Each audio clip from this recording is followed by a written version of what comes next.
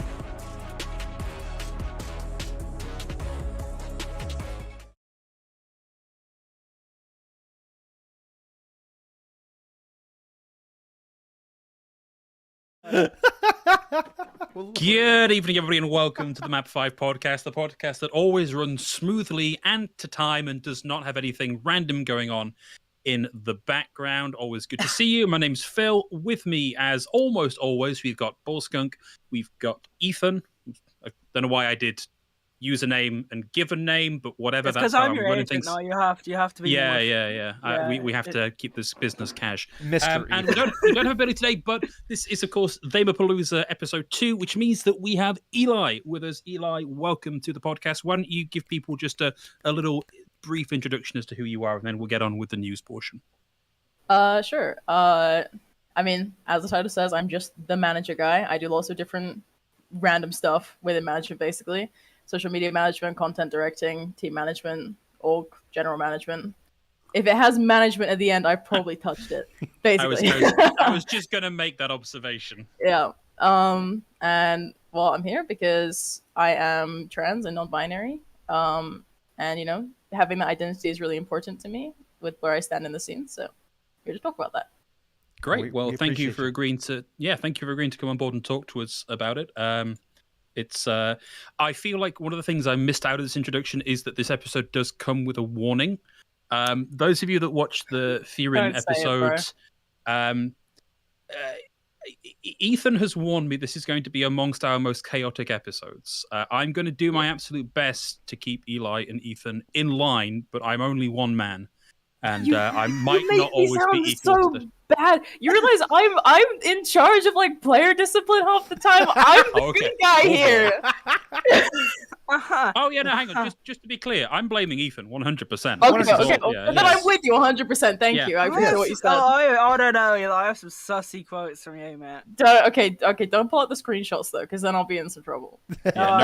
No receipts, but certainly lots of emphasis on getting this first news item underway, so we can get what is actually a very extensive list of news items out of the way today, and we try not to keep our guests waiting too long. So let's crack on with it. Jeff, you're up first. Eli's time means nothing to anyone ever, so it's okay. Keep going, Jeff. Okay, bro. All right. Well, first off, we have a tournament coming in from Tennessee Esports.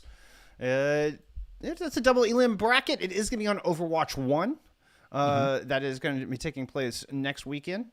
$30 entry fee, not bad. Everything goes to the prize pool. Don't know a whole lot more from that. You can join their Discord, follow their Twitter. I went in there and tried to find some more details. It wasn't a whole lot announced just yet to really uncover. Just kind of gave you a list of the map types and some general starting rules. But nevertheless, we always like to promote good community tournaments. It's the lifeblood of this scene. So one to keep an eye out for next weekend. Indeed. I do wonder if we're maybe going to see Samito involved. I think he's a Tennessee guy and fairly keen on getting Tennessee notoriety, might be the wrong word, but that would be interesting. I'm going to blast through these next two because they're very quick news items. Then we get to the first substantial bit of news item, as well as a bit of chastisement thrown the way of Ethan. First of all, those of you that may have watched a couple of weeks back saw the announcement of Akashi's big and beautiful tournament is going to be delayed until the next beta phase, so we'll be keeping an eye on that one. Looking forward to as and when that materializes. Akash, keep us posted. And secondly, moving straight on from that, Fisher College currently recruiting for multiple games, including Overwatch. So if you are interested in going to college or university, whichever your preferred term for that is, and you're a decent Overwatch player, or in fact, any of the myriad of esports that are listed there, go hit them up on Twitter, find out a little bit more about it. And Ethan, take it away. Actually, before you do take it away, this is twice in a row you've plat chatted us with a roster reveal. And I want to know, what have you got against us? Look, this is honestly, I haven't been able to help it in both scenarios, right? We've just had target dates, and they've just been just after the podcast. It's not. Could somebody explain to me what plat chatting means? Oh my god! Sorry, I'm my bad. Like, so right. there is this running joke with the podcast plat chat where they will record an episode, and once they've finished recording, or like as it's about to go out, that a bit like a really important bit of news drops. Oh, okay. And so yeah, that's what we're going for here. So it's basically Ethan announcing stuff 10 minutes after we finish our podcast. Yep. Essentially. Yeah. It's just essentially what happens. This this is cool because not only am I I'm not the only Incendia member here on this podcast, right? And we've been busy, yeah. I wonder who that could be. Oh, we signed Blizzcon because of flex support. No, that didn't happen. Oh yeah, dude, he's my god, bro. He's actually the best. I think the funniest part of that is I know for a fact that Jeff is a tank player. Hey, I have on the honor. No, dude, I have a pretty good honor. It's undiscovered, you know. Thank you. We see what you see. Anyways, my favorite guest ever already. I love it. We signed a new roster in the Pacific Overwatch region that will be competing in Australian contenders. This has some really cool goals behind it. Actually, today onwards, they've got a new name. They're going to be playing under Incendia Unity, but that's an important story in a second, right? We'll get to that bit. Oh, God. This is so funny. It's genuinely the funniest shit. This kept me entertained for a good solid 8 hours yesterday. But anyways, historically, that hasn't taken much, but go on. Yeah, go on, man. But anyways, this roster, it has one of the goals of bringing, Pacific Overwatch community back as much as we can, and demonstrating what players from that community could do. So you'll know there's a lot of different players from different Pacific region countries, and cool player to highlight is R3K. He's a very nice guy, and he ruined my power rankings 2 years ago in Overwatch ACE, and I will never forgive him for it. I'm sure he doesn't even know who you are, mate. Yeah. You literally had 2 meetings with me. You were there for one of them. I know. But no, that's really cool. I really enjoyed the reveal video. That was cool. And yeah, good on you for fielding 2 rosters this season. That's more work than I can be bothered with. Yeah, well, there's another added bit of news. Is we signed Uaena back to the Incendia Evolution, the Korean roster as well. And this has a story behind it. So after we signed Uaena, when we were doing the post for Uaena, Eli, do you want to talk about the mayhem that happens in the server? Okay, so I wanted to put out just a little funny meme thing between the ANZ roster and this. So I just put out something actually fucking random. And I posted it in the social media chat, and then the manager for the ANZ team is like, do you guys know what Uaena's name means? And I'm like, well, I googled it, but the results didn't, I couldn't tell if the search results were true or not. And he's like, yeah, it's the fan club for a Korean K-pop singer, IU. and then we're like, oh, okay, so the search result was right, my bad. And then mostly multiple people just came into the chat and started exposing themselves. Ocean was like, maybe I am Uaena.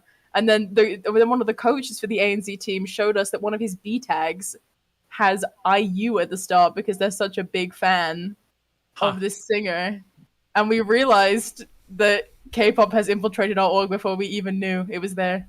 But if you search up Uaena, it's not the first picture that shows up is not this K-pop fan club stuff. It's literally our Uaena in an Incendia, an old Incendia jersey, and it is the funniest shit ever.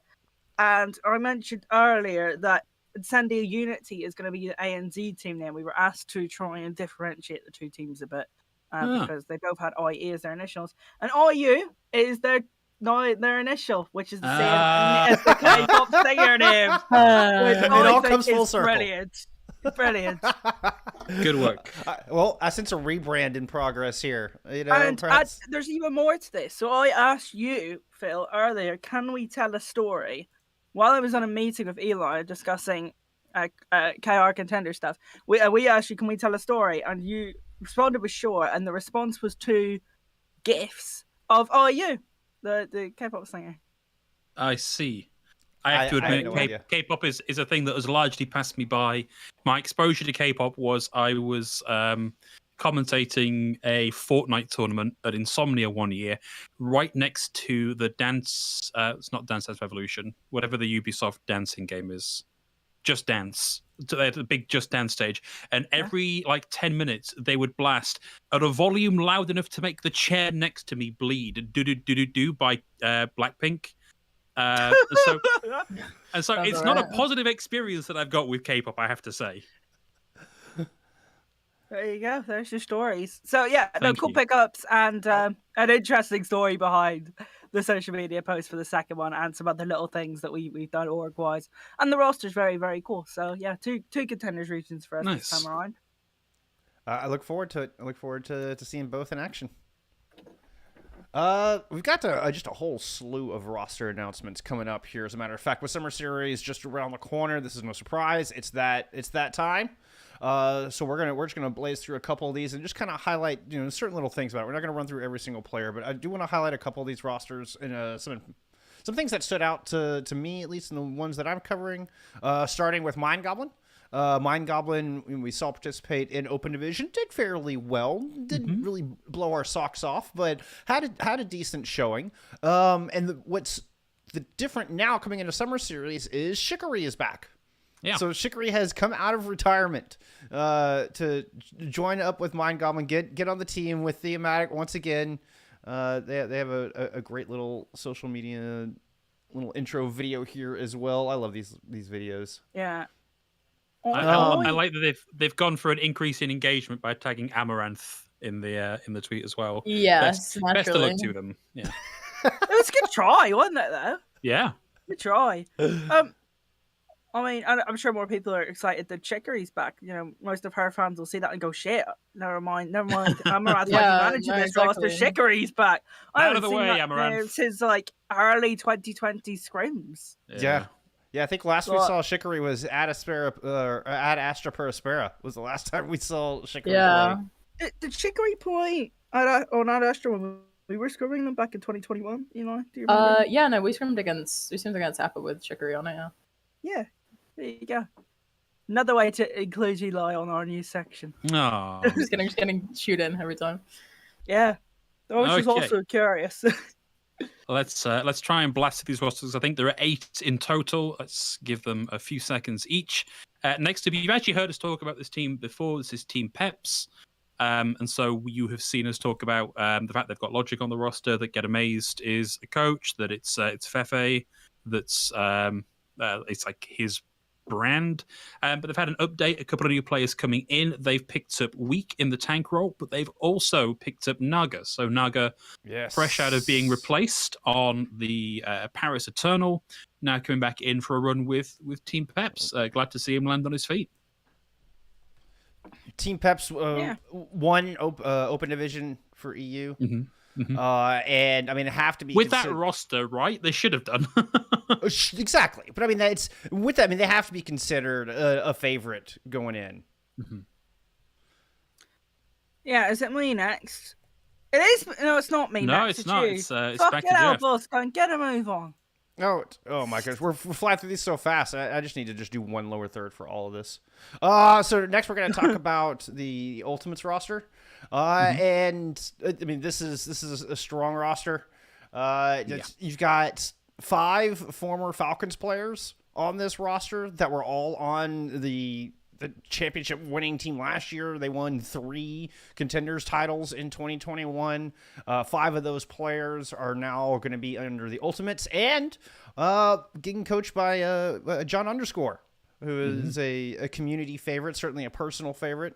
And so I'm excited to see them in action. And talking about favorites for the region, I think this is a squad that has to be in your top 3. Just giving off a past performance, giving off the strength of this roster. That support line is nasty as fuck. And then I mean, Lolfish and Alex. Like it's hard to argue with that. I think Lolfish has gotten snubbed a little bit more than most EU players as far as getting good contracts, getting in the league, and then all that happened with Washington and all that. But always a fan of Lolfish's gameplay. That second coach is Empress as well, who worked with Falcons and Odyssey. Empress was there before. As well. I didn't recognize Empress from the the tag is a little random, but yeah, that's Empress. Yeah. Same. Okay. Yeah. There we go. Cool. I always do the same thing with that. I always have to click and then go to Wikipedia and be like, oh, right. Yeah. Why the fuck? A highlight for me on this roster, a player I've always been pretty high on, is Sauna, who I think is probably one of, if not the best tracers in the EMEA competitive region. So excited to see that he's still sticking with it. Looking forward to seeing what the roster can do. Oh, it's my turn. I just wish they credited the artist somewhere. There's like no credit anywhere. Yeah, I want not even underneath. No, I couldn't find it. Maybe I'm blind, but I couldn't find it anywhere. Oh, that's phenomenal. I'm going to Twitter now to ask who your it is. artists. Tell me right now. Give them to me. I demand to know. I love that Lucio is actually in the whatever the All-Star skin. That is a sick skin. Yeah. It's like a red and black version of the All-Star skin. That's actually a really cool rendition. Like that's, I would pay money for that. Even more so why you should credit it. Anyways, have you got the next graph? Have you got the next one on the screen? I do now. Oh heck yeah! It's Uprising Academy time. We were unsure last time around on the podcast if Uprising Academy would return. They've returned and they've got some interesting players, right? So. Let's delve into this. Sticking all Korean, they have got.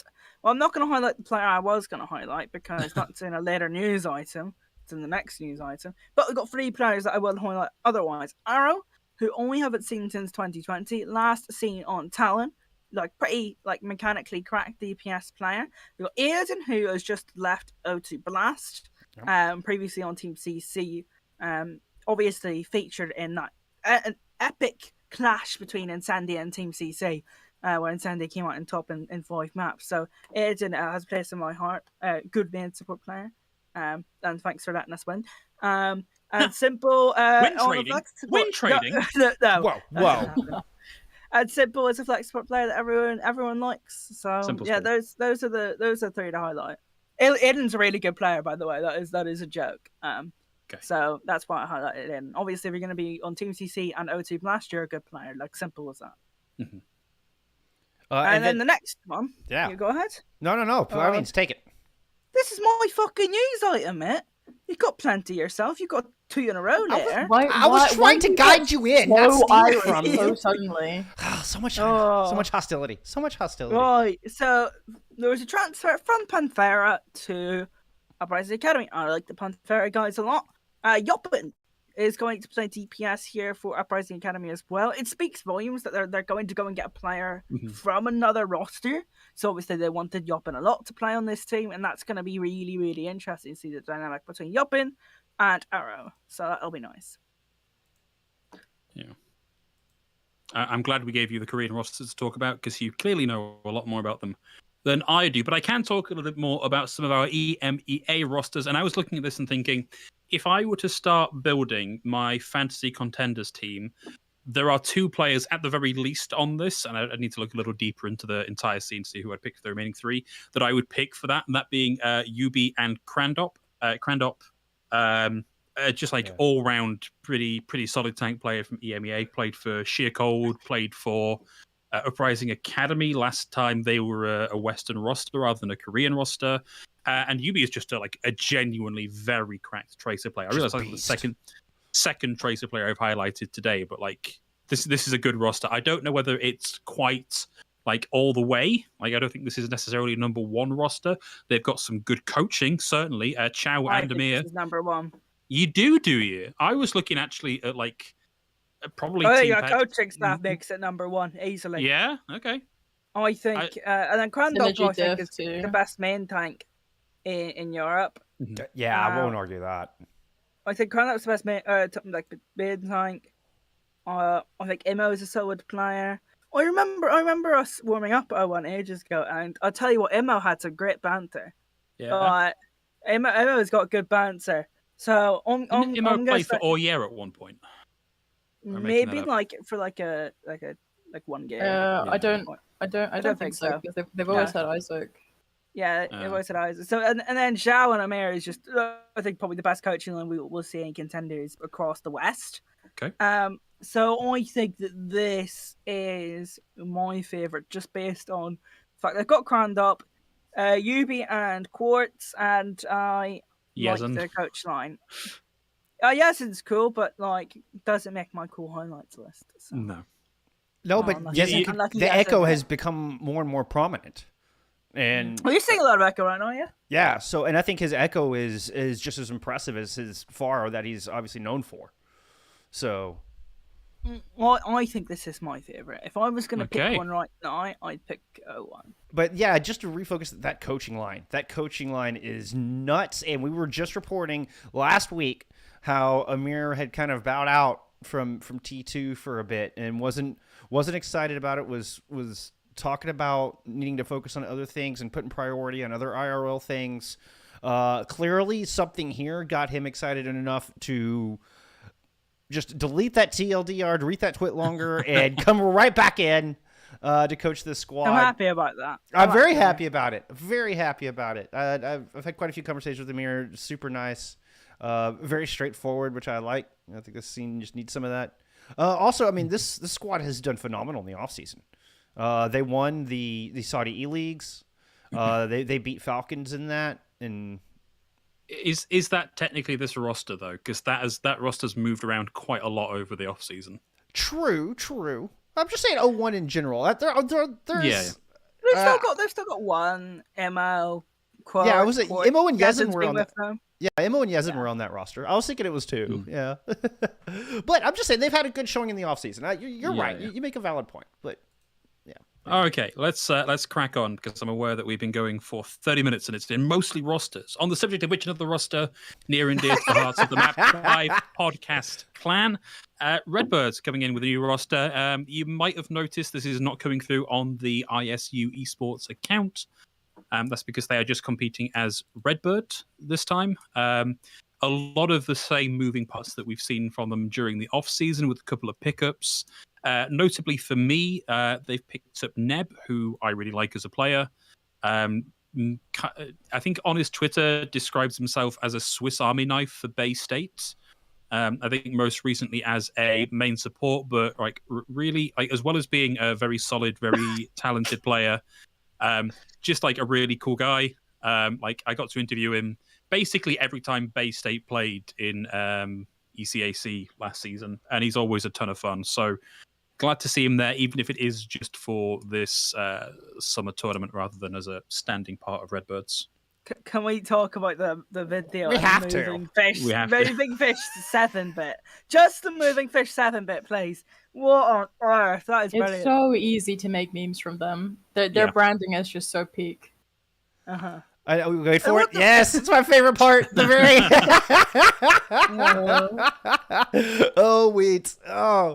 The very first guest we had on this podcast, as a matter of fact, was that gentleman.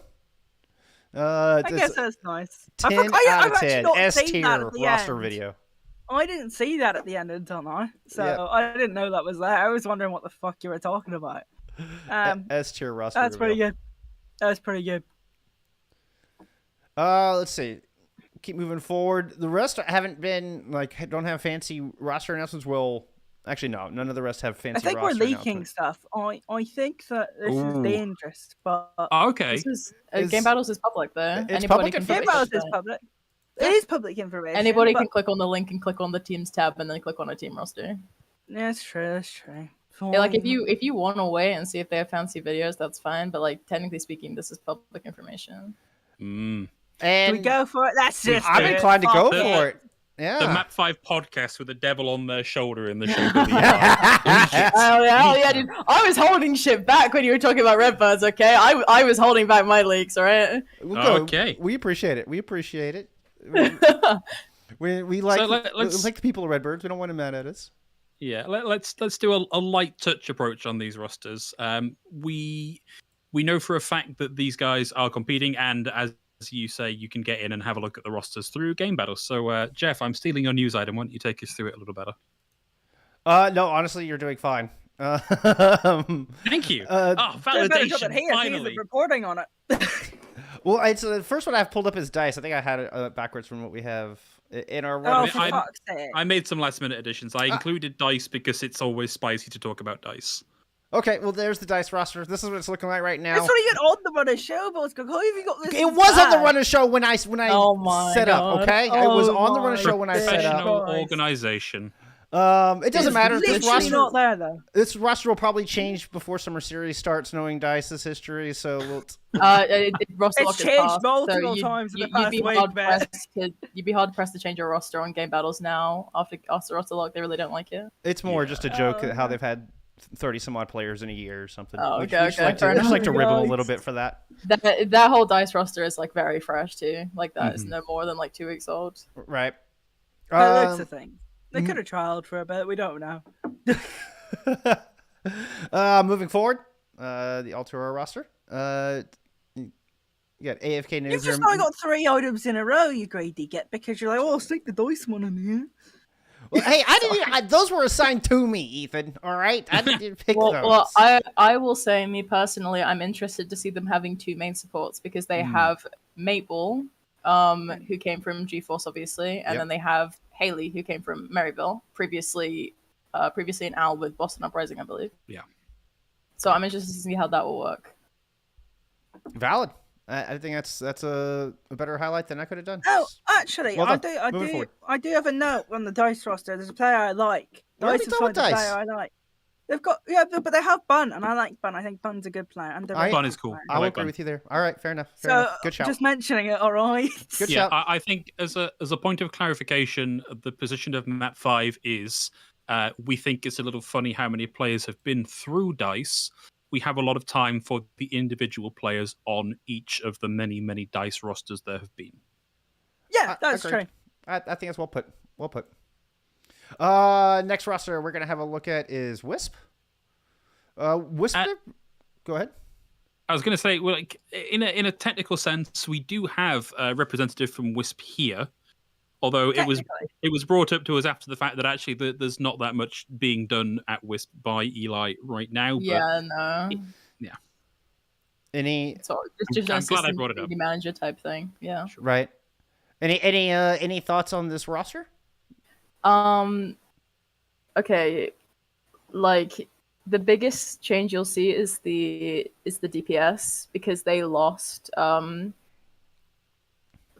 who did they have in total before? Thunder went somewhere else. Yeah, Thunder and Dune, wasn't it? Forthic went somewhere else. Dune went somewhere else. Yeah.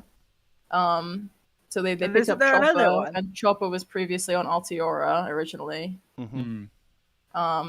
Yeah, the biggest interesting thing was the DPS move around, and then Laya, interestingly, is not playing with Redbirds and instead is playing with Wisp. Right. Yeah. I think for me, one of the more interesting things is Bubbles rejoining the team in maybe kind of a slightly bittersweet way, because Bubbles and Crawry as a tank lineup were like pretty consistent for a long time as like, I don't want to say like Icy and Decod, but like, you know, you used to seeing them together for a reasonable amount of time.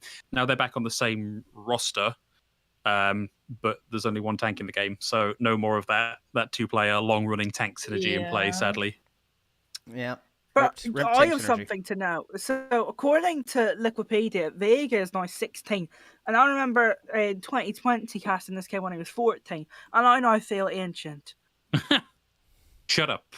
I did see recently the Vega 16 and I'm like, wow. Bruh, like we getting old. I've aged. Yeah. Just a scary note that we are all aging very fast. It's just us. Nobody else is aging fast. No. Nobody else. We're time for Ethan, according to the run of show, despite having chastised Jeff for having 2 in a row, you now have 2 in a row. I didn't do that. I was not here. I was on a walk. See? Well, whose fault was that? You were here. You could have prevented it. I couldn't. I'm just saying. Yeah, we're gonna hold you back. We're gonna restrain you virtually. Anyways, right.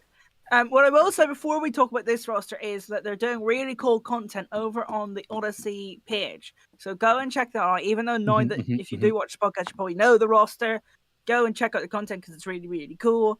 And they've got a nice color scheme. So make sure you go and check that stuff out. But the Odyssey roster is on Game Battle, so we can talk about it. Using the old name. So we got Rhino and Vulcan. Back from the old Odyssey days. Got Lake Mino, Rakatak, Iced, Cyrus, Tree, and Malthal.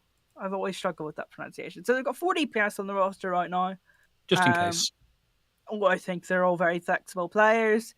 2 really, really good tanks. And Luke Mino and Rakatak, which, I mean, who doesn't love Luke Mino and Rakatak? This is probably your favourites, other than Whisper. And those two teams, like, whoever you prefer. I'm just interested to see these guys play UA.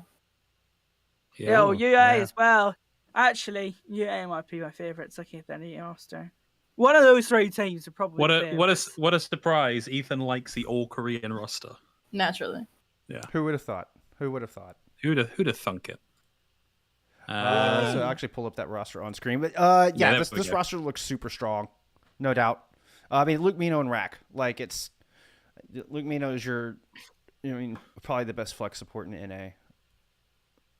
And of course, don't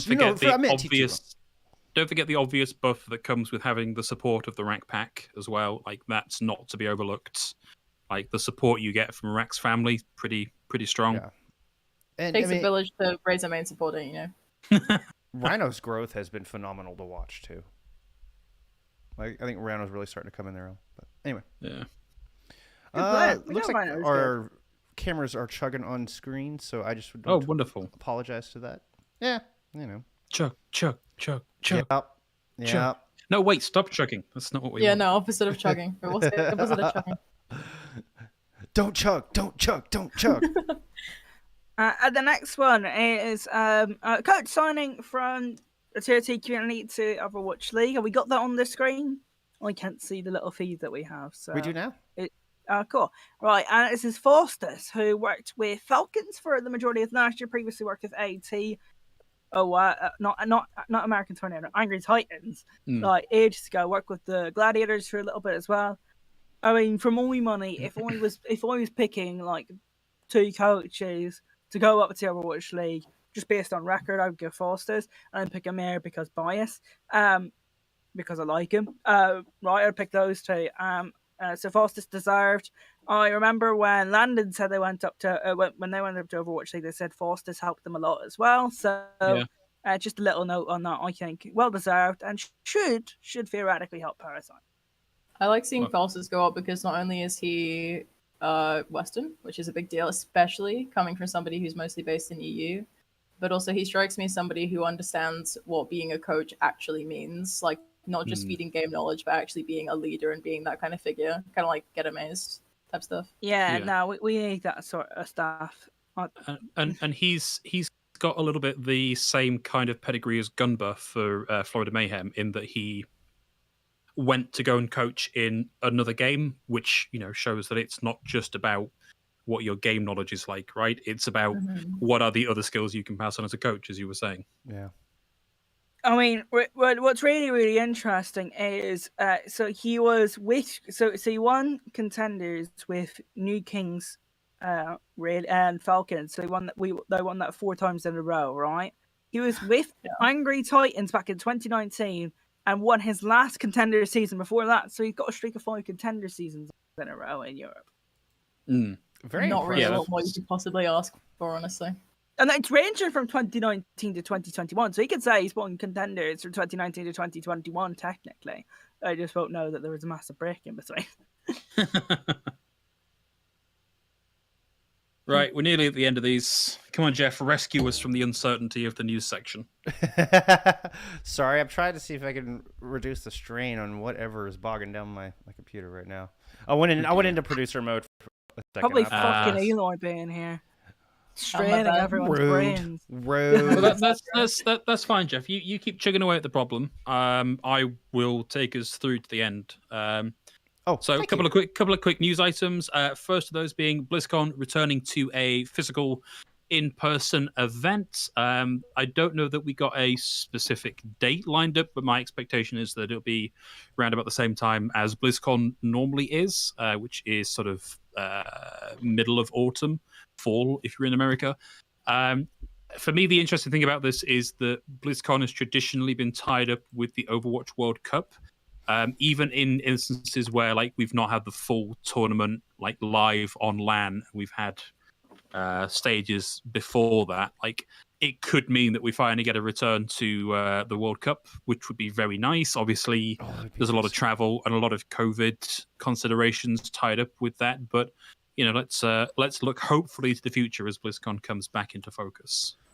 Oh, how amazing would it be to finally get a little bit of hopium? I respect it. Yeah. Off that hopium. I'm hopping it, dude. For World Cup, you bet. I'll take 5 tanks of that hopium, please. Real. Just give me an IV. Just hook it to my veins. Okay, final news item for this is we have Twitch Rivals, which we've covered a couple of times on the show before. In fact, that's starting in 4 days, so I think that's Tuesday, if my maths is correct. Yes. They've announced that the prize pool is in support of the Trevor Project, and ahead of that, they've also outlined who the team captains are, because it's a captain format for this event rather than just anybody can come and take part. And that is, I believe, majority LGBTQ. A couple of people I don't know. But that's good to see that we've got that kind of leadership and representation here. So looking forward to that. I thought that list was in the comments. I was trying to see if I could bring it up. It's not in the comments. It's inside the article itself. Oh, okay. Yeah, just pull it up. We won't get in trouble. I was trying to pull up the list of captains just so we can see. Why does that sound like it's definitely lying? Off the top of my head, Mendo, Ammunition, Fariha, Fitzy, Salty Fish, and that's where my memory fails me. But it's a solid list. It should be a good fun event, and it's now doubly in service of a good cause. Yeah, this is awesome. Yeah, it's a big prize pool tournament as well. Mm-hmm, Like having a tournament for this cause is great, but also having another Overwatch tournament with those numbers next to each other is also nice. Yeah. To think of. So hopefully it brings some eyes to the game as well. Yeah, fingers crossed. Yeah. So who else did I miss? I missed Sleepy and I missed Cupcake. Cupcake. Yep. You missed SK. Oh fuck! I missed SK. How could I miss SK? Yeah. You're ridiculous. That's cool. Well, that does bring us to the end of the news segments, and I believe we only have 2 submissions for Rookie Watch this week. Oh, I actually do have one. Oh, you do have one. I will uncross off your item on the show. Do you guys want to go first while I just get you a timestamp? Sure. If that's a better way to do it. Because I didn't tell you guys I had one, because I changed my mind twice. But I do have one. I changed my mind twice as well, just based off of games today. Yeah, same. Who did you pick? Hang on. I was going to. Well, you're just gonna have to wait and see. Okay. No, we didn't pick the same one, so it's okay. Phew. All right. As I do my prod thing, and as you can see by the lower third, I went with OG this week. This happened an hour and a half ago. But there's just this phenomenal play on Dorado that had to get the nod. As it's just juicy. Look at that. OG coming in on this end, gets a huge 4K here and an absolute stomp from the rain. And it gets cut off. It is a 4K, I promise. I know it got cut off. I promise that was a 4K from OG. Main support that we saw last year on Redbirds and American Tornado, and been making a splash alongside Ultraviolet. I guess we didn't see him on Redbirds; it was just on American Tornado. But yeah, because it was Luke Mino and Ultraviolet on Redbirds. But still, awesome stuff, and I love to see those two popping off. Makes me smile. I'm going to continue playing to form with my Rookie Watch entry here, and I believe this is the 3rd time I've raised Vindame as the specter of I think it is my rookie. The second time was kind of just me memeing, but this third one was actually genuinely pretty cool, which is him bullying the absolute crap out of Bernard on Midtown, kicking and bullying him back into spawn. Let's roll VT. All right, here we go. Roll the clip. And my lower third for this is good. I didn't originate this, but I'm definitely stealing it, so I got to get it up there. There we go. We're just waiting for that to refresh on stream. Sorry. That's okay. I miss my Yes, fighters. Here it is. I miss my fighters coming around so the corner. Much. Oh. Yeah, it does seem like we're struggling a little bit here, but yeah, there it is. There's the good stuff. There are lots of people here who could have helped Bernard. We actually get the chance, but by the time he's there, Vindame has kicked Bernard to death. Well, he kicked him out at LOS of the trance. Yeah. Dude, I love kick kills. They feel so disrespectful. Worse than a melee. Worse than a kicking people in general. In real life. Just get them fucking beat to the stomach. Oh, well, that's embarrassing to admit. That's just mean. Although so was kicking people with Zenyatta, for that matter, so... Yeah. Yeah, it's the same concept, right? I mean, a new season, he's aiming for the stomach. Well, I'm just doing exactly what he's doing. Has there been a kick off the map killer now? Oh, almost certainly. Hopefully. I'm sure there's been one on Well. Probably. Oh yeah, true. Actually, that would be the one. Yeah, I hate that. I changed my mind twice today. I was originally going to go back really, really far and find an MN3 clip, because MN3 I didn't think was that good, and then ended up being good. But today I was like, oh, there was a Callum moment on King's Row against the Outlaws in overtime rounds that was really, really sick. But then this happened. Kaluge picked Roadhog on Oasis City Centre and just carried to fuck. Like the entire round. Kaluge was just excellent. So I changed my mind a couple times. My other pick was Collusion proper winning the 2v5 on Eichenwalde.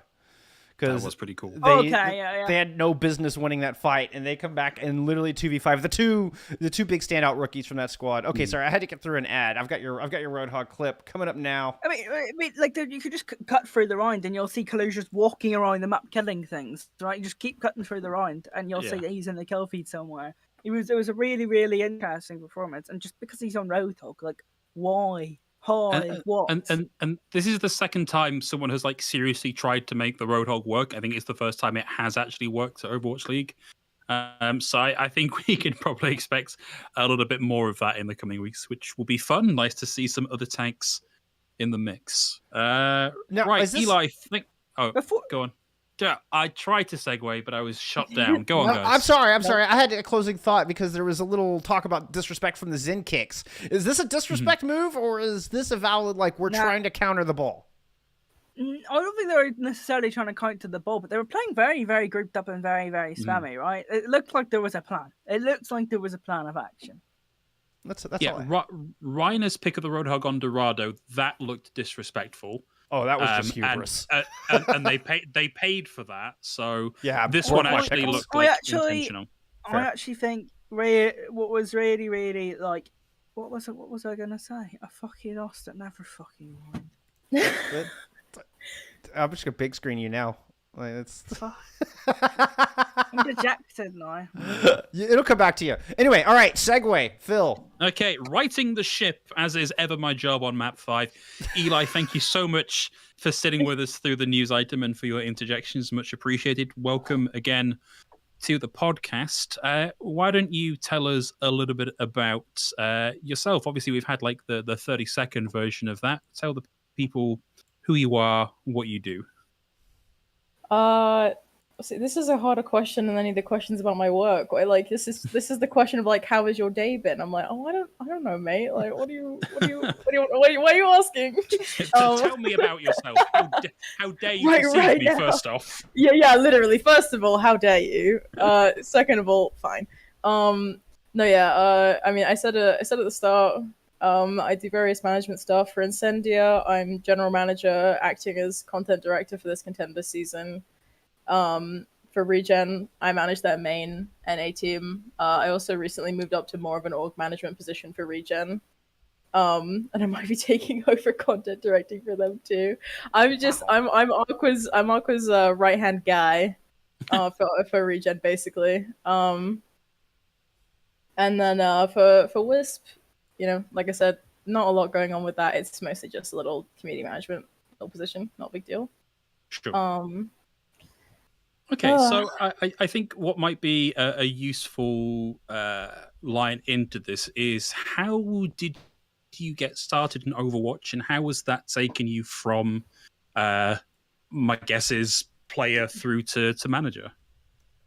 Okay, so I got introduced to video games in general when I was like 9-10 years old, because my dad has always been into video games. So I have the, you know, I feel personally, you see a really low amount of like trans masculine people in the scene. And for me, my guess as to why that is because, you know, women just don't get introduced as much, and obviously we started as women, so but for me, I was already out in some capacity by the time I was 13. So I've almost always been participating in video games as a guy. Yeah, so I was introduced originally by my dad.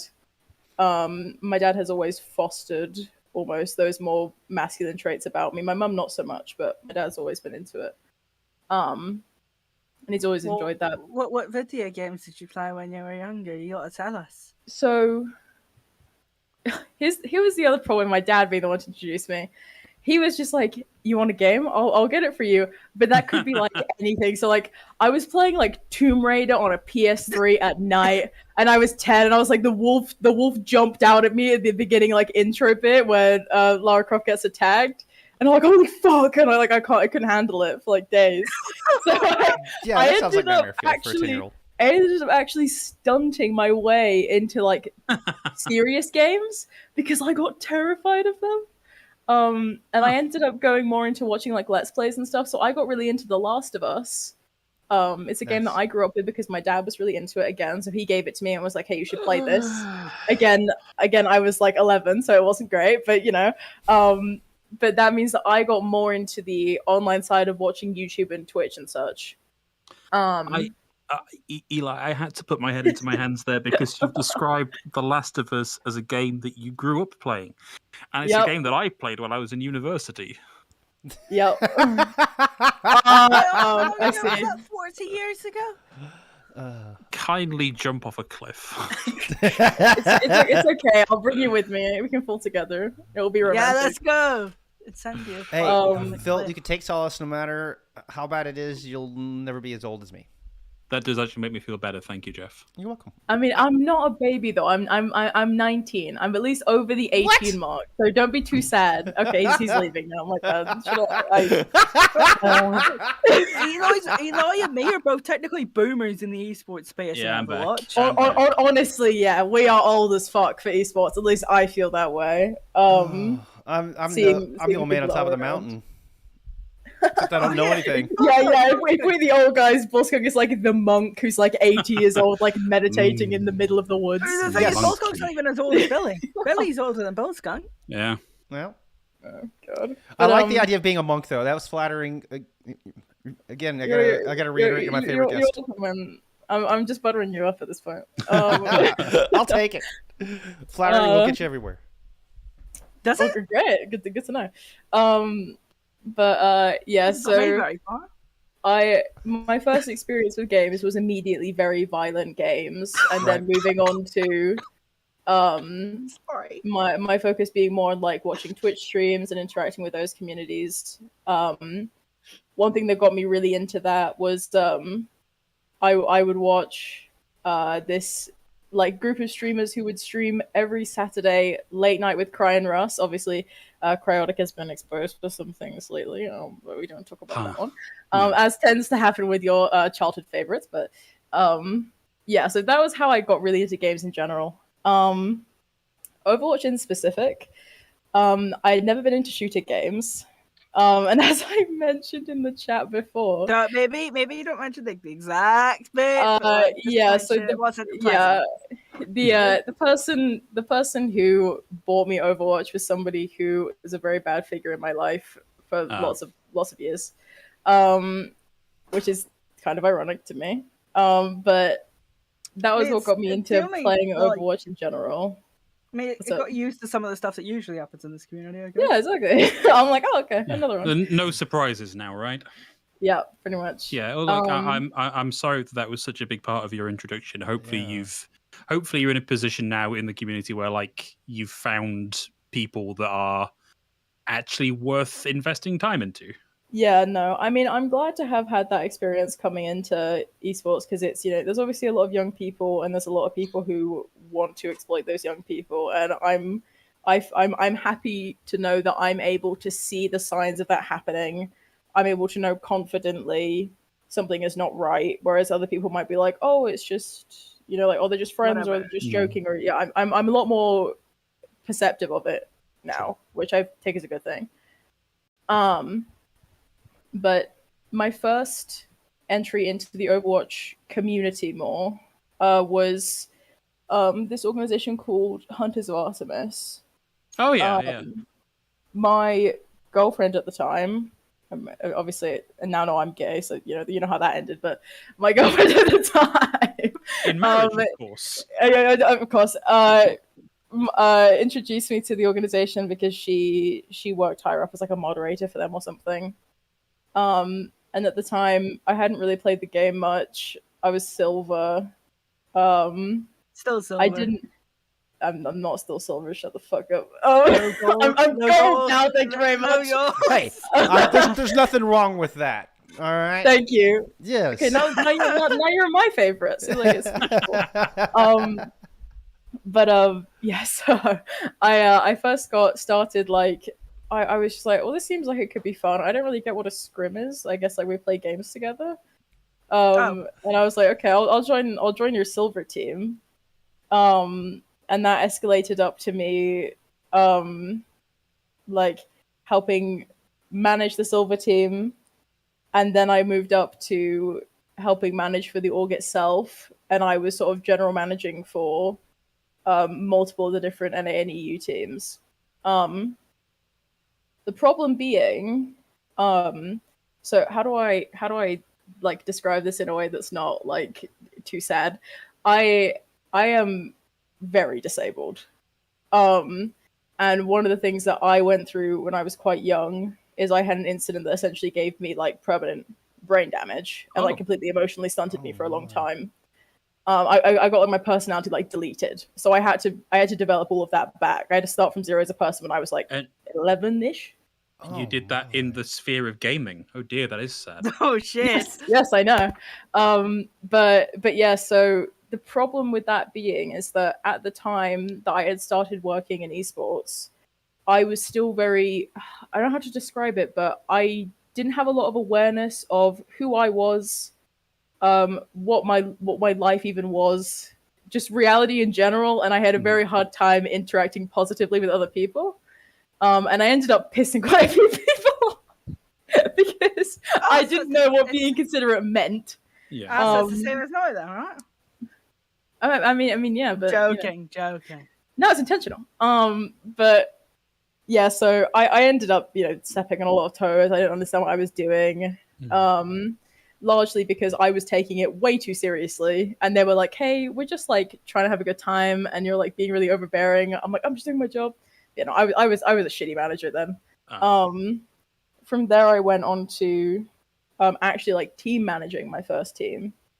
Pretty sure somebody just like posted a message on like Elo Hell or something, just some random like advertisement recruitment server that I was in because of helping with the Hunters of Artemis stuff. And I moved on to doing that. But again, nothing had actually changed within myself. So I was really irresponsible with the team. Like I was sleeping through scrims, like I wasn't giving them the proper details what they needed to be doing. And I got kicked. So like my start as a manager was really, really bad because I was just a shit person originally. So that was end of 2020. And then going through 2021 is when I was actually like, oh shit, like I suck. And I then decided to, and I was like, I decided to not suck. And that's when I met Ocean. Because my first position in 2021 was Incendia. That's really interesting. And we can kind of segue from this into the next follow-up question, but I want to ask before we do that, was there a specific moment, was there an exact incident or something where you realized that, or was it kind of a slow thing and you kind of looked back and went like, wait, I could have done this better? Or was it one like just light switch moment? So I was still quite shit when I first joined Incendia in general, but it was actually meeting my current partner that really got me on the road because again, without getting too sad, I'd never had a situation since what happened to me where I felt emotionally and physically safe. Yeah. But he allowed me to feel that way, and I was able to actually develop as a human being, because before I was kind of just going along, I was just doing what I was doing. There wasn't really any, thought behind what I was doing. I wasn't acting as a person, like a human. I was just chugging along. Yeah, meeting him is what pushed me into that path of like, I actually feel like I know who I am and I know what I'm doing. That's amazing. Because when you don't know what a healthy relationship looks like, it's so difficult to get into one. It's so easy. I know this from firsthand experience, even at my old age and getting the dinosaur shit off of my shoes. I still struggle with knowing what a healthy relationship looks like. So that's amazing. No, 100%. But we've been together for a year and a half now, something like that. 14, 15 months. Yeah, something like that. Awesome. He's obviously he lives in the US, but he came to visit me for a month recently. Oh, nice. Awesome. Yeah.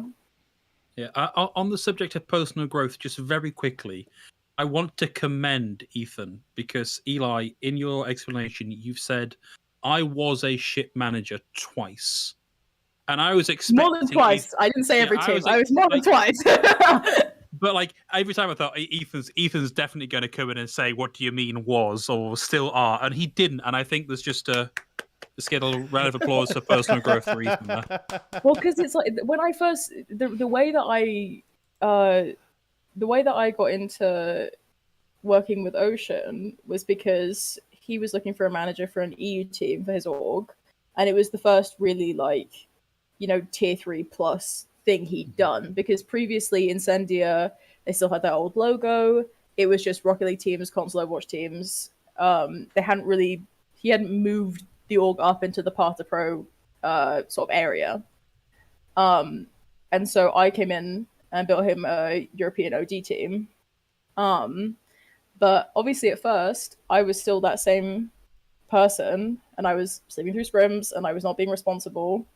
But I really felt on that team is where I developed into the manager I am today, where it matters to me a lot, taking care of my players and making sure they don't have to worry about anything except playing the game. The coach just has to coach. Everything else is on me, and I put like my heart and soul into everything I do now. But it was on that Incendia European team where I really grew into that. Well, that's really cool to hear. And I know that we give Ocean a lot of shit because it's funny to do it. It is quite funny. It's very satisfying as well. Like he's a good target for bullying. Where was I going with this? I think you were saying he actually did a nice thing for someone, which is crazy. Yeah, even if the goal was not to like, okay, I'm going to set things up so that Eli can succeed. Like it's great that opportunity has been there for you to do that. Mm-hmm. I think we might mix up these questions a little bit because I think there's some natural flow to these. So we've touched briefly on your identity within the queer space. How big an influence do you think that like being a gay, trans, non-binary person has on the kind of like opportunities and interactions you have in this space? So in terms of not getting opportunities, I'll never actually know whether that's impacted me.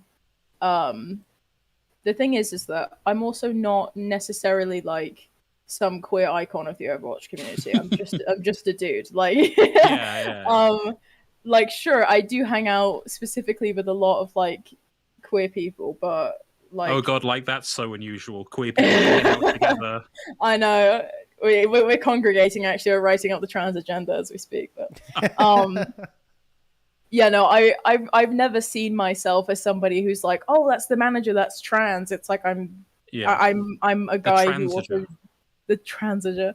I'm a guy who just also happens to have this thing about me. Honestly, my disability comes up more than my identity, if I'm being honest. But yeah, I don't know, because like the really positive part for me of having that is that I know when queer players see me as the manager, they know that they can trust that the experience they're going into is safe.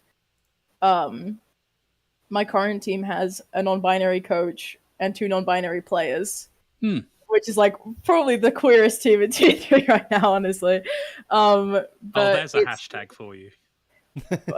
Real as fuck. But yeah, no, it makes me happy knowing that even though it's not a very big deal to me, the way that I identify, it still makes me very happy to know that I'm able to just intrinsically make people feel safe, and that's very special to me. I think this is a really interesting counterpoint to Theron, who we had on for Theymerpalooza 1, who like their identity is very forward to the point that like that is the main driving focus behind the org. To have someone on who's just like it's just who I am, and there are these benefits to it, but it's not like what drives you in the scene. Yeah, I also haven't like the only times I've experienced explicit transphobia was at the very beginning of my work, and that was because I wasn't confident in myself, and I didn't like.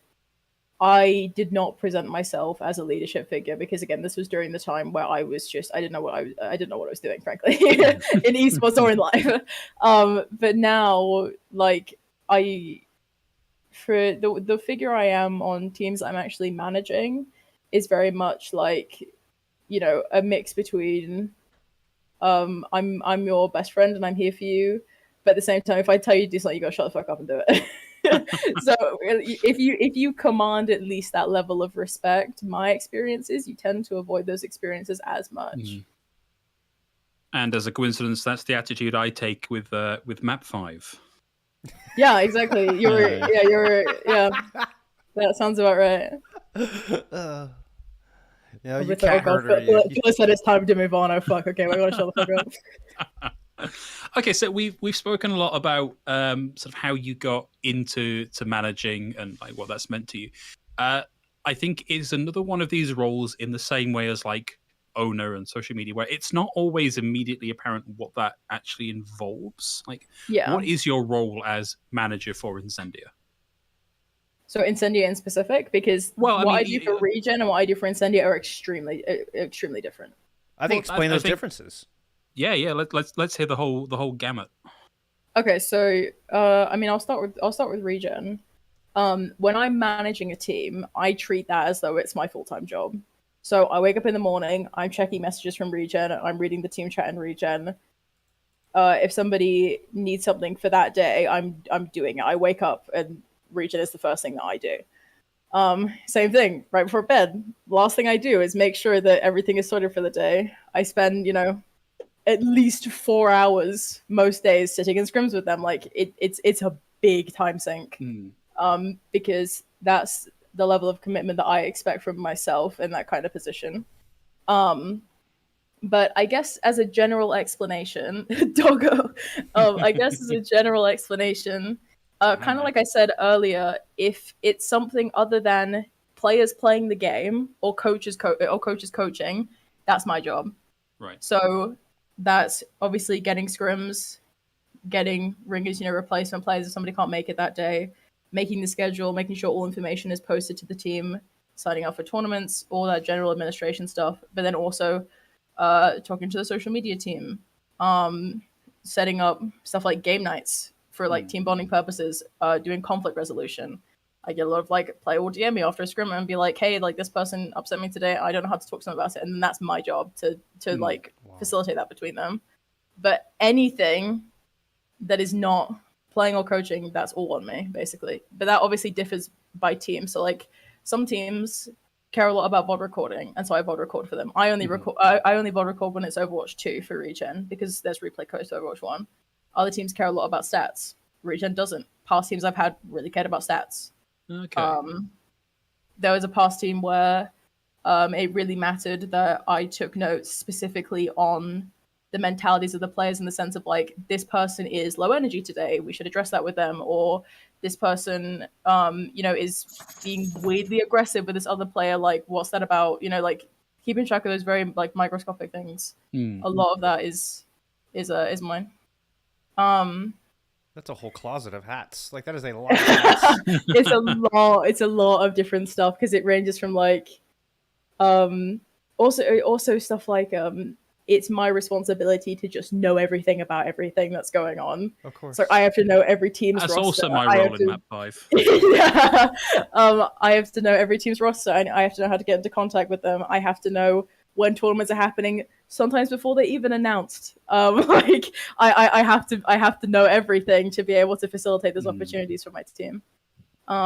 Same goes with like recruiting players. It makes me very happy to know that if I'm ever in a situation where a player of mine leaves, I can immediately be like, okay, here's 10 options that I know for a fact are either LFO or LFT immediately.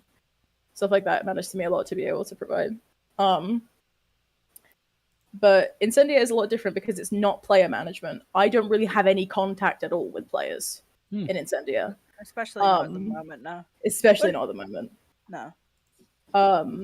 So my thing with Incendia is more along the lines of, I need to make sure that Ocean does what he's doing. Not even as like a Ocean shit his job, I need to remind him 24/7. It's a just full-time job. Ocean, well, babysitting, yeah. Ocean has a lot of stuff going on because he is the primary contact for the organization. Mm-hmm. So my responsibility is to make sure nothing slips through the cracks. So like we'll get a DM on Twitter and I'll be like, hey Ocean, you haven't done this. You need to make sure we don't air this person. Or he'll say, oh, I'm going to meet with this person. There's been an incident. I need to make sure that happens. And I'll be like, okay, Ocean, I need you to set a time to do this.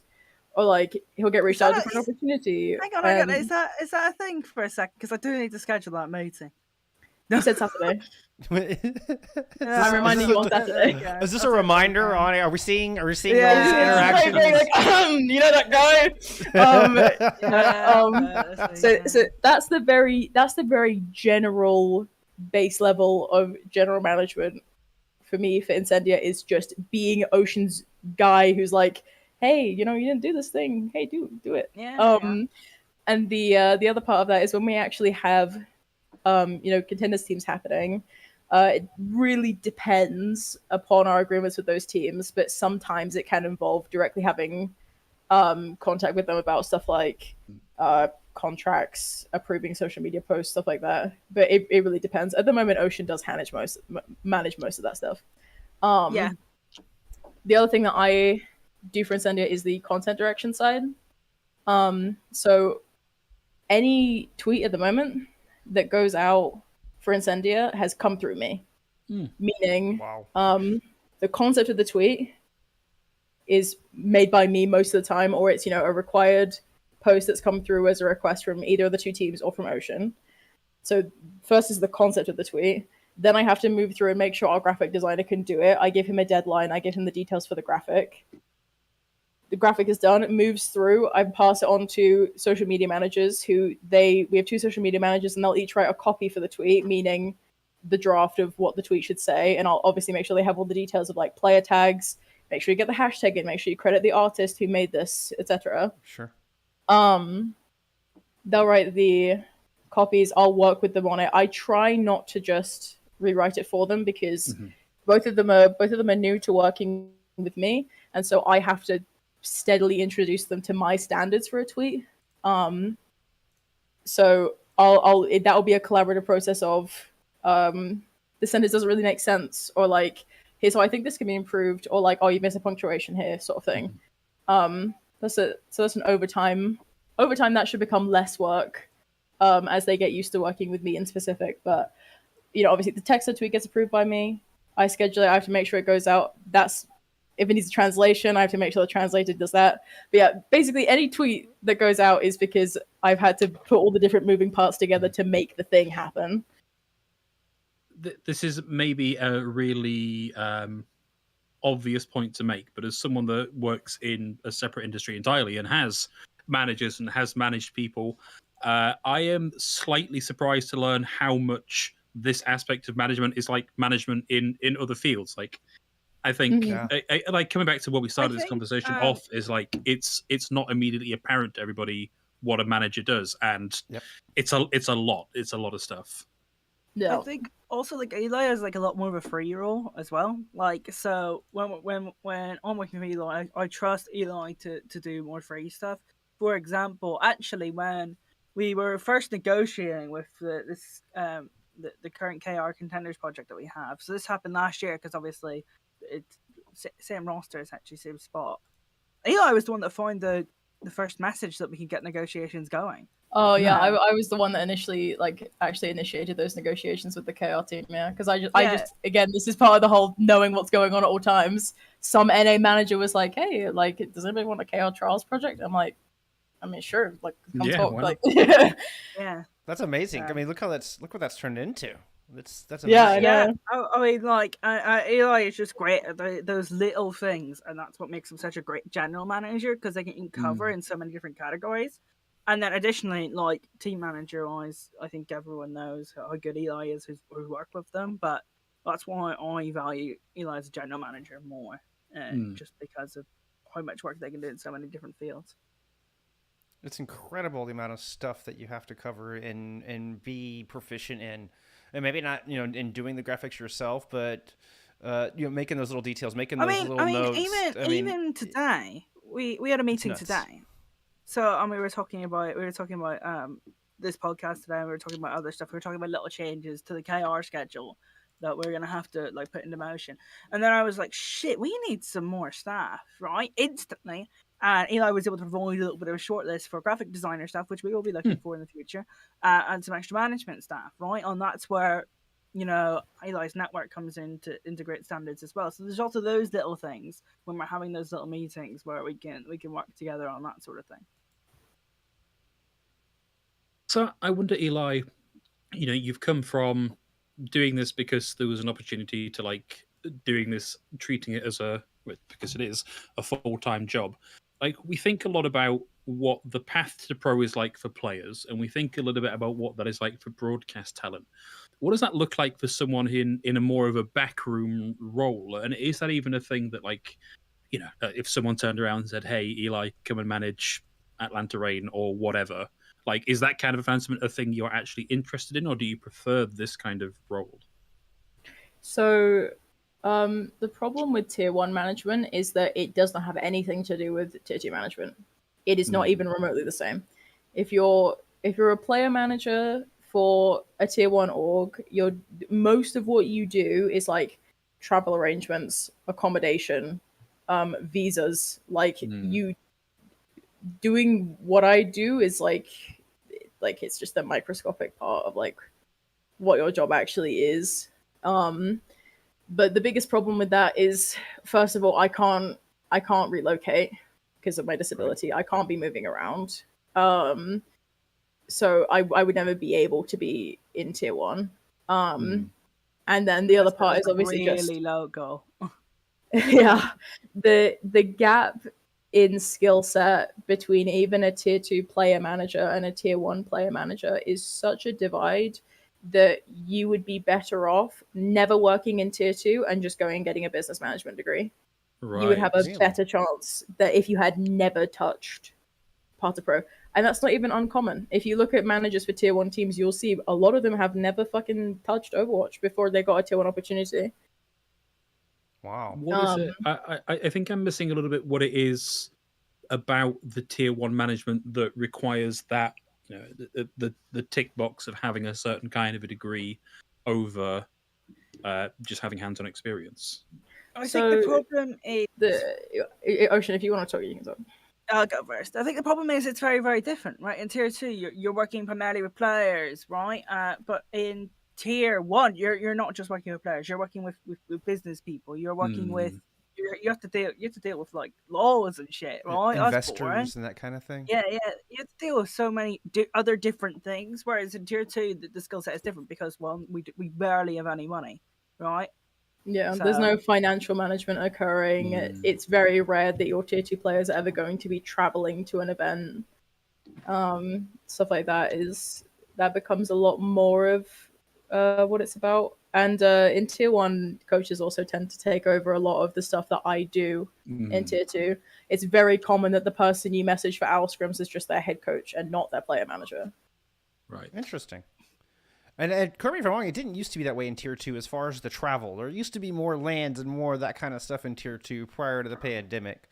So yeah, fingers crossed that maybe one day we get back to that, just as far as from a casting point of view. But that's a bit of a just because I love lands. There's a little bit of motion from tier 2 to tier 1 in Overwatch. Like you saw, one of the American Tornado managers had an internship with Toronto Defiant. But again, you also have instances where her internship wasn't even just in Overwatch. She also worked in another game at the same time. Because you work for the business, you don't work for the team a lot of the time. Yeah. Nuki comes to mind. Yes. Yeah. I think Nuki's probably one of the few examples. Nuki works for Cloud9. She does not work for British Hurricane. Absolutely. Yeah. I'm just saying somebody that she started in Path to Pro and doing tournament organization for EU and it's became very known different as the queen of EU for a reason. Era. I mean, that's the only example I can think of. Not that I'm intimately familiar with every player manager or general manager in Overwatch League, but that is the only example I can think of. Yeah. So yeah, from tier 2 to tier 1, it's pretty rough in general. Like I said, if you actually want to be a tier 1 manager, you'd be better off fucking off to a different game in tier 2, or just going to college. Because sitting in tier 2, not developing any other skills in Overwatch is not going to help you get there whatsoever. Well, it's a little bit of a shame to hear, but I admire your like understanding of the realities of the situation. Yeah, I'm not here trying to manage in tier 1. I right now I haven't player managed in tier 2 at all, but that's what I'm aiming for. Right. Okay. Not happy. Okay. Hint. Hopefully, I don't know. I'm just hoping for things that happen. Not this season.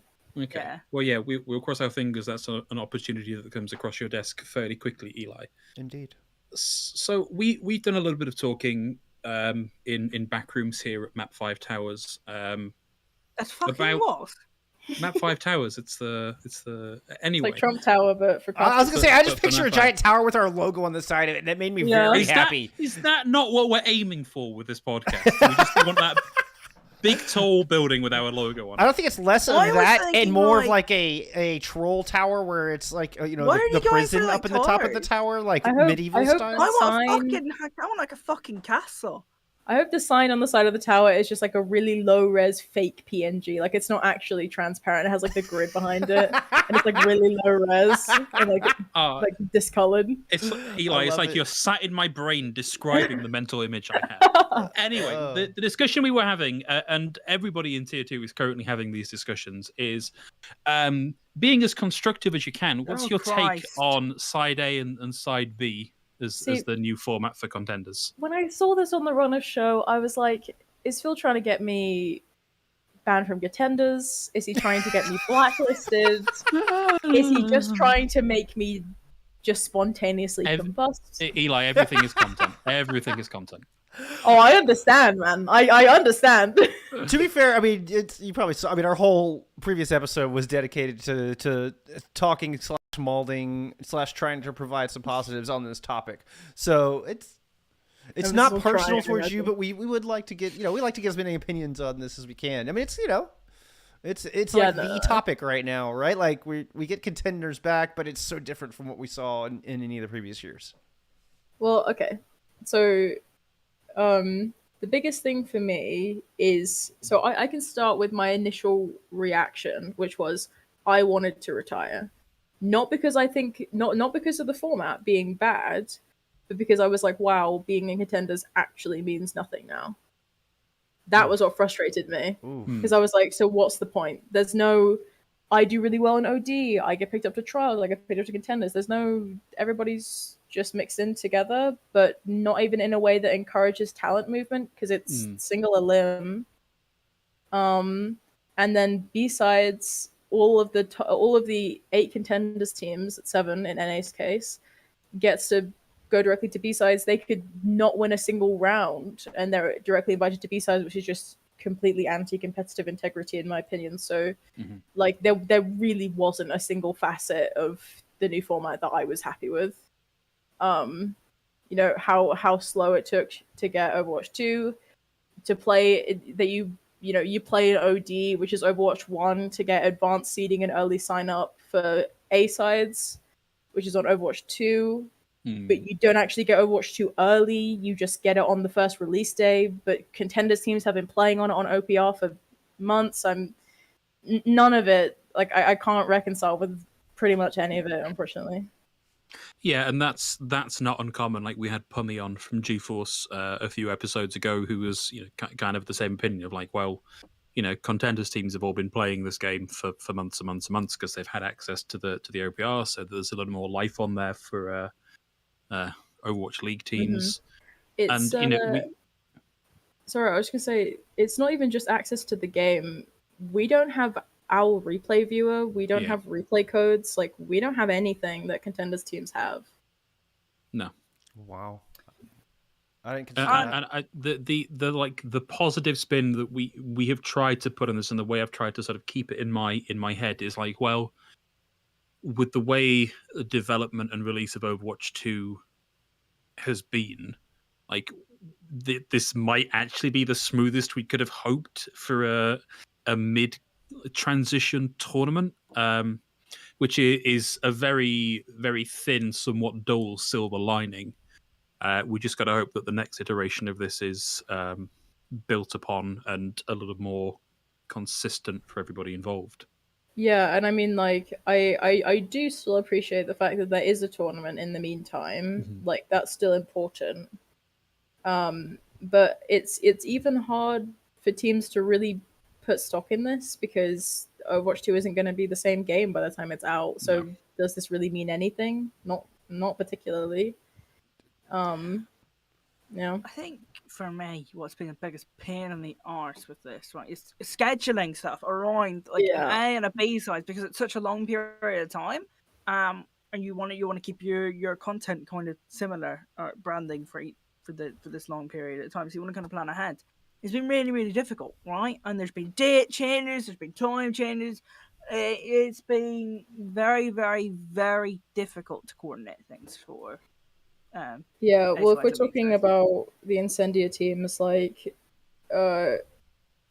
Australia, first of all decided there's no contenders teams in A sides, which is like okay, interesting. It's just the top 32 OD teams, and then they said actually there's no B sides. It's all just one tournament. And they also said we're going to give you a different name because of the region you're in, so you're also the Winter Series, which is just confusing. And then for Korea, they're like, oh, hey, we know it's like 5 days before, but like, we're changing the schedule, by the way, and your people have to play on a different day. And we're like, oh, that's great. Like, I just have to get, my NA graphics artist to be ready for a 6 a.m. graphic on this particular day. Thank you so much for the notice, Blizzard. Yeah. Well, it's just little things. It's just these little things. Like when we were like trying to plan for Australian contenders, right? We're like, oh shit. So the entire schedule of what we think is happening in this tournament is completely wrong in the Path to Pro announcement, and we have to wait for an email from ESL to go, oh yeah, this is happening at this time and this is happening on this day, and I'm like, bruh, like, come on. Or how every region doesn't have a map pool except Australia because ESL just like decided to put one in. Yeah. So, like, it was really difficult for us to plan for Contenders Australia because of that original Path to Pro announcement. And this is where, on the last episode, I was complaining about the global product of Overwatch Contenders. I think, personally, if you're going to have all of these different regions, the global product has to be consistent and actually consistently, as many resources put into each region. I understand, a lesser prize pool in certain regions, but like getting the rule set right and a major announcement, I think, is the bare minimum. Well, and I think there's a bit of managing expectations, and and that applies to a couple of facets. Is better communication, even if it's not ideal the situation because we are in this bit of a growing pain scenario here as we make the transition into the new game, but. I think having a universal format only makes sense. We kind of touched on this last week when we were talking about this. The Korean format breaks my brain. It just hurts my head. And I'm not seeing the value of having completely different formats between China, Korea, ANZ, and then in AEU. Like, why would the map pools be different? Why would the organization structure of the tournament itself be different? Well, it's what's even weirder to me is why game battles are running certain rounds in ANEU, and ANZ are running with ESL, and then some of it's on OPR, some of it's not. It's just so I don't want to like completely shout down others' arguments, but I feel like I have to push back a little bit here because one of the arguments that you were making as regards like the announcement for all of this, like because we were all in that shared chat with you getting angry about this announcement was supposed to be coming out on day X, and over here it's now day Y, and we haven't had it. And that is an example of what happens where you have a one-size-fits-all approach to this. And yes, that has its own cause, in that the cause of that is a heavy focus on NA compared to all other regions. But I think there is something to be said about fitting tournaments to specific regions. And we kind of saw this a little bit as content has evolved in Overwatch 1 with things like the step ladder tournament design for Korea, because that is a thing that is more common in Korean competitions than it is in NA, EU, other regions. And so, I think there is, and there should be, some degree of localization. I don't think what we have right now is the right kind of localization, but I think saying everything should be identical across every region has its own flaws as well. That's a really good point. Honestly, is consistency in the sense of when all teams are getting all the actual regions are getting their rule books announced, that they're all actually correct. Yeah. Not just ANZ's being binned off for whatever reason, right? It was so hard to actually hunt down. We had to wait for an email to our team's manager to actually get it into our heads what was going on. Well, that's a different problem altogether. That's not talking about the formatting. That is, get your announcement right. Get your information straight before you announce the things. The one good thing we had in NA and EU, which is during Open Division, there were all these Game Battle stuff, Blizzard stuff in the server, but anytime you asked a question in the server, sometimes you get an answer if they decided to answer you, and sometimes it's just go to live support on Game Battles. This isn't an official server. So it's either you have your Game Battle stuff in the server answering questions, or you don't. You can't, you simply cannot do both. Yeah. But it led to situations where people were waiting upwards of 12 hours to get a very important question answered, and then they were just told go to live support, but they had gone to the server because live support couldn't help them. But the good change that was made is Blizzard got a lot more involved for Summer Series, actually went in, sent their own staff in, said, hey, we're actually going to operate out of this server now. Actually giving news in the server. It's still not great. Some of the news is delivered bad, late, there's no pings for some reason when they announce stuff half the time. It's inconsistent, but it's better than it was for OD, and that at least tells me that they noticed that OD was an absolute shit show and they wanted to do a little bit better. It gives me a tiny little inkling of faith. It's definitely a growing seain. No doubt. I think everything will improve, right? I just think that I'm not happy with the global product right now, especially when I'm working in Korea and ANZ, and it just seems a little bit unfair, right? Sure. Yeah, and I don't think my comment was intended to be oh, actually, no, Ocean, you're wrong, and everything's fine. I just think it's a difficult situation, and all we can really do is hope that it's better next time, right? Pretty much. Yeah, I mean they've got some time, and it is, or at least the B-side's better. Yeah. I think it's awkward for them because they're going around the beta, they're going around the release it, and I understand that's awkward for them, but I also do expect a certain level from essentially a tier 2 tournament organizer. Yeah. Now, correct me if I'm wrong, but this was the same way it was in 2021. You would have 2 months of competition that all derived from the same. Season 3 was both September and October. And once you made trials for September, you were automatically guaranteed access to October. There was no relegation between the 2 months of play. There was trophies or placement given out for both of those 2 months. So the problem is that that's a closed tournament just for tier 2 teams. The point of the 2-month system, the way I see it, is month 1, you workshop, you throw shit at a wall. You're okay, this person doesn't work. This person from this other team, we want to poach them.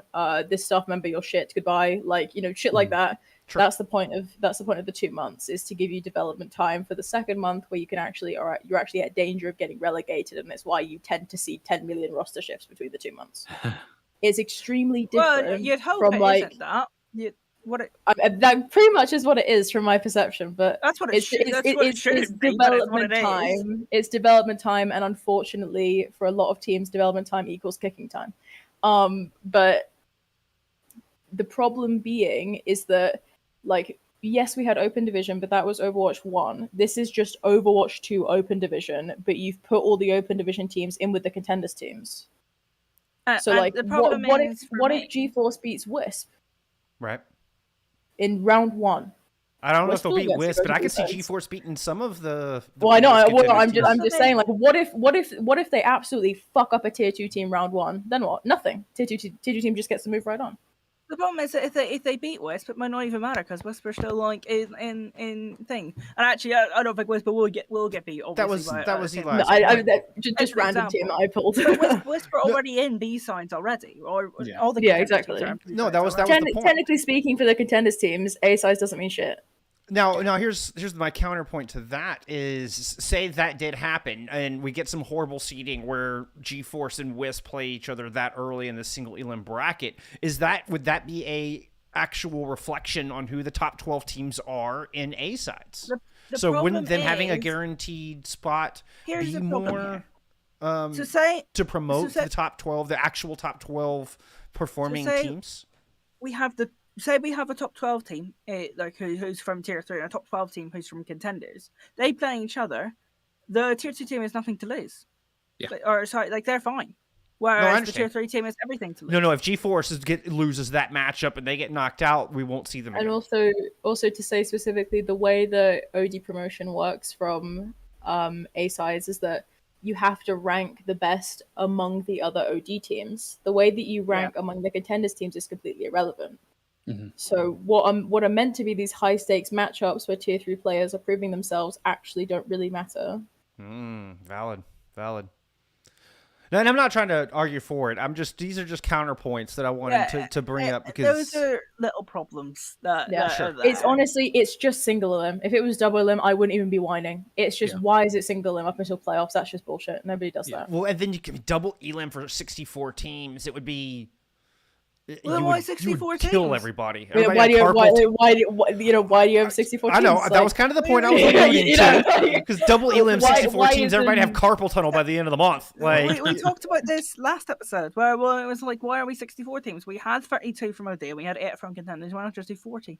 Yeah, I mean, 40 would still be a lot. I don't understand the random adding of the other teams anyway, but that's because that's the biggest thing to me that frustrates me is just where did trials go? Like, trials wasn't great in 2021 because the amount of teams getting promoted was really bad, and all it did was encourage tier 2 teams to make pug teams and just get right back up into trials, and then they pick up a whole contenders roster and kick all their people from OD, and now you have another contenders team. And buying and selling no development really happened. You have some smaller cases in 2021 where, like, Wisp came up, and that was technically an actual good promotion of an actual OD team coming up. They were still one of the best, like, OD teams even in the off season before that, but still, that was an actual legitimate example of we actually promoted people into tier 2.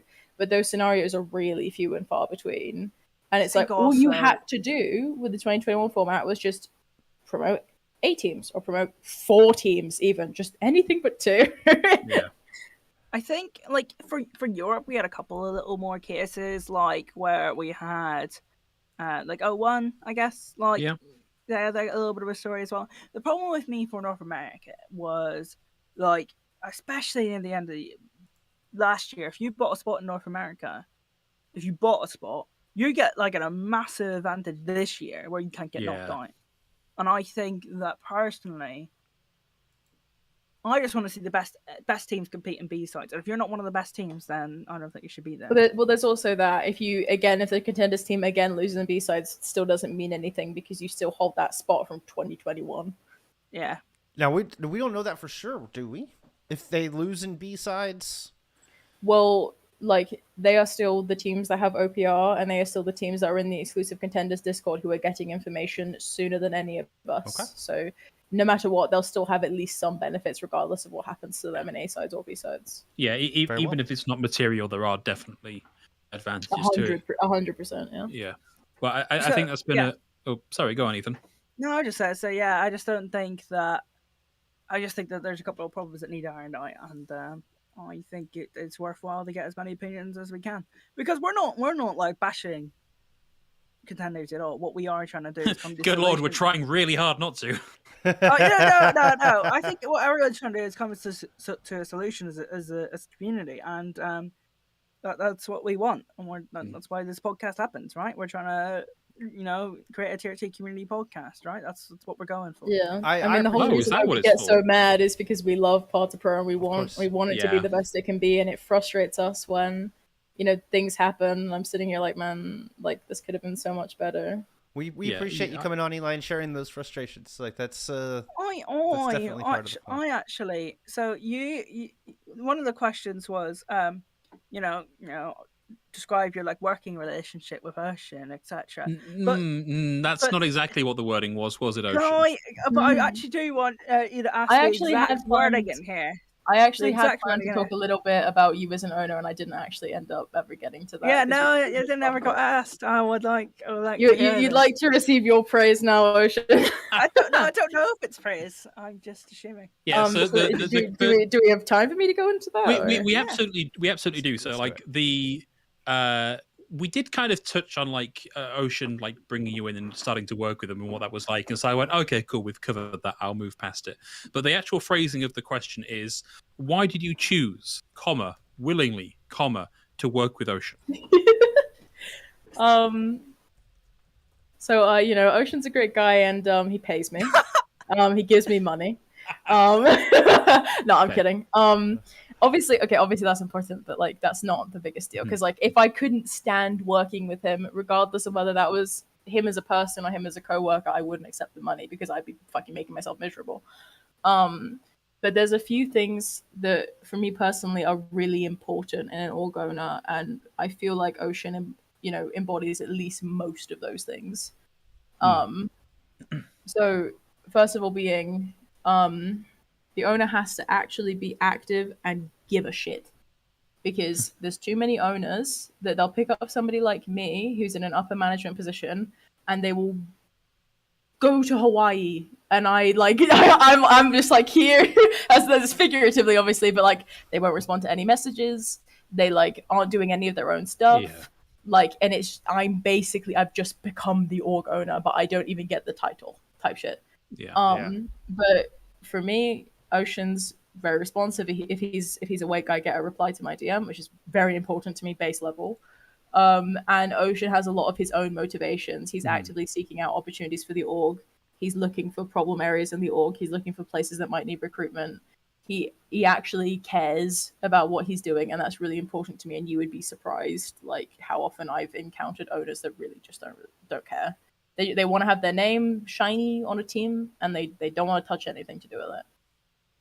I can think of a few teams where I know that to be the case. Yeah, it's disappointing. Mm-hmm. Yeah, and sorry, go ahead. No, I was gonna. Mike can wait till the end. It's completely fine. Okay. One of the other things is I need the owner to have at least some level of a different skill set from me, because it either leads to a situation where I take over everything they were doing, and it leads to the previous situation where they're not doing anything at all, or I end up being in a situation where I'm so is this my job? Is this your job? How are we doing this? But another thing I appreciate about Ocean, again, is that he has some very specific connections that I don't. And he's very comfortable going and looking for those opportunities, having those negotiations happen. And I kind of just sit here and he's like, hey, we have a contenders team now. I'm like, oh, okay, that's great. What do I need to do for you? But that's the kind of workflow that I like, where it's Ocean has his thing that he does, and I have my thing that I do, and we send each other out on adventures. You know what it is? We actually have a workflow. People will be shocked to hear that there is a workflow in a tier 2 org. But we updated today, or updated. Actually, it wasn't today. It was 2 days ago. Where we where I was showing we made a new internal staff list of what everyone's roles are, or whatever. Who is your contact, etc. And everyone works generally within that. So it's a pretty simple workflow, I think. Mm-hmm. Basically, it's just important to me that I feel like the owner of the org is actually a co-worker and not somebody that I work for. Sure. That's the kind of relationship that I like to have, and that's how I feel working with Ocean. So I was expecting some more personality things, but that was a wonderful answer. Yeah. Okay, honestly, your personality is more of an obstruction than anything else. Not because I don't like you, but because I actually say to my boyfriend, "Hey, I'm going to have a meeting." He's like, "Who with?" I'm like, "With Ocean." He's like, "Okay, see you in 3 hours." Because you do not shut the fuck up. It's so bad. We wouldn't know anything about that on this podcast. No. We wouldn't know anything about that. Nothing is efficient if we're having a conversation in BC. Yeah, at the risk of being recorded publicly saying something nice about Ethan. I had to tell him to shut the fuck up. I had to get that in there. Yeah, I will say that, as we said last week, Ethan is now, through a strange quirk of fate, my manager. That's messed up, by the way. You need to remove his ego from your bio. I'm on it. But like, Ocean Ethan as a friend is like one thing entirely different to like Ethan as a manager. It is a little tricky to sometimes draw the line between here is work Ethan and here is non-work Ethan. Sometimes every message differentiates when we're messaging. It's like sometimes he'll say a thing about this con he went to, and then I'll ask him a work question. I'll be like, "Hey, that's really cool, man," and I'll answer my work question. And I'll be like, "Here's this picture that I took." But no, what I was going to say was, for all the shit I give Ethan in private and in public, like as a person to work with, actually, really, really very good to work with. Thank you. I'll take it. Thank you. Yeah, I'll second. Let me know if you need a letter of recommendation. I'll third that. Yeah. Well, I think that nicely ties us up at the end of the episode, and I should have just enough time between closing this out and needing to vomit to get to a bathroom. So all that leaves us with is the Tier 2 tweet of the week, which actually comes from two of my favorite contenders teams in EMEA and what they would look like smushed together. Nah, no way you're making me look at this again.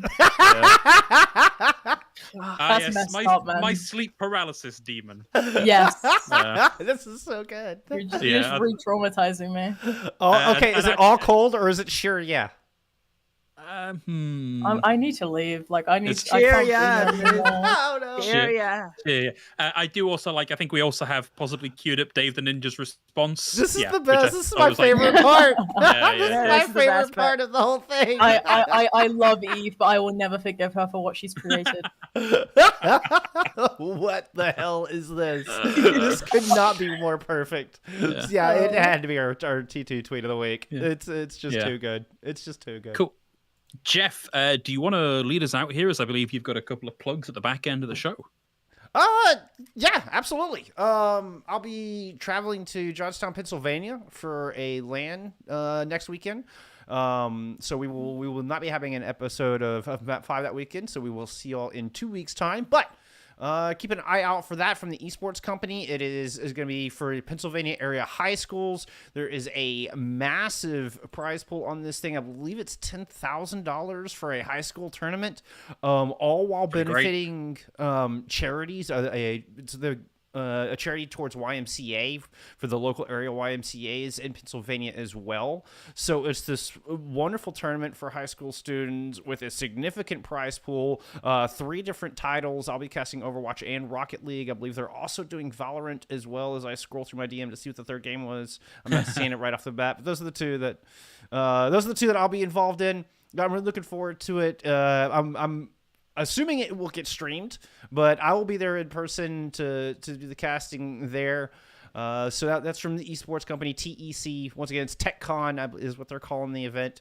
So keep an eye out for that. I didn't have a tweet or anything, otherwise we'd stuck it in news, but I did want to give it a shout because, again, more just community awesomeness. And this one I'm going to be personally involved with, and it's my second ever LAN I've ever got to cast. So I can't believe you've missed out the most important aspect of this. The The Sunday trip that we're still yeah. put together. Yes. Oh, I was getting to that. Honestly, okay. It's not quite set in stone yet. Joe Meister, if you're out there, I'm waiting to hear back from you. That would be Harrisburg University's coach. But we're trying to set up a date to go check out Harrisburg, which is 2 hours east of Johnstown. And Phil, might tentatively meet me out there so we can actually hang out IRL for the first time. Which would that'd be nice. Be... Only 90 minutes away. It makes a lot of sense. Combined age of 193. All right, that's it. I'm calling it. I'm pulling the plug. I got to get on a flight to Northern Ireland and beat the shit out of somebody. Well, Blizzcon is actually only like 22. Phil is just a vampire. Look, whilst we're on the subject, Paddington. Yes, I saw you make that clip. You're on the show in a couple of weeks, and I'm sure there will be some level of retribution. There you go. Yeah. All right. Take us home, Phil. Eli, thank you so much. It's been absolutely fantastic having you on and learning about you and what you do and what drives you. Do you want to plug anything? See, I might be a social media manager, but I'm antisocial as fuck, so I only have Twitter. That's about it, but thank you for having me. No problem. It was all our pleasure. Would like to say, Eli, before you leave us, you suck. Wow, that was all you had to say?